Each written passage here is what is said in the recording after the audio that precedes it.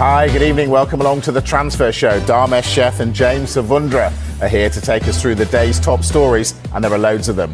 And once again, strikers are dominating the agenda.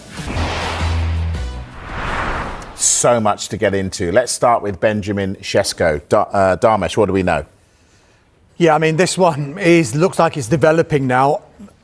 There is an expectation at some point in this transfer window he may make that move to the Premier League. Manchester United are expected to make a formal offer to RB Leipzig for their striker Benjamin Sesko. They total around 80 million euros, 75 million euros initial payment, 5 million euros in performance-related add-ons, which in sterling is just shy of 70 million pounds. As far as Sesko is concerned, we're told that he is open to both projects, but maybe significantly, one source, and it should be reiterated, it is just one source, has told us that he is leaning towards Manchester United. That's if a deal can be agreed, because all of this can be a moot point if RB Leipzig don't agree a deal with either of these clubs and he ends up staying at RB Leipzig, or it's only one club that RB Leipzig agree a deal with, and then Sesko then will have to make a decision within that framework as well. So United's pursuit of Benjamin Sesko, it is clear they definitely do want the player.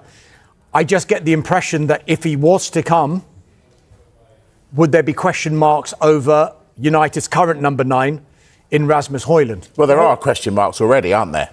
There have been over the course of this entire summer, but it's been fascinating to see the way Højlund has responded to these transfer rumours. He said when he was on international duty that he wants to stay and fight for his place, and he reiterated that last week. United beating Bournemouth 4-1. He scored in that game. He said he scored twice, but it only went down as one goal. But he said that he wants to fight for his place, despite the fact it has been a difficult 2 years for him. Let's bear in mind, he's just 22 years of age. Ruben Amorim said that he's really happy with Rasmus Højlund, but we understand that Manchester United are willing to listen to suitable offers for the striker in this window, because we know that Manchester United do have to make sales if they're to sign a striker. They don't necessarily have to make the sales now to sign a player like Benjamin Sesko, but they will have to at some point this summer to comply with PSR. So those sales must be made before the end of the transfer window.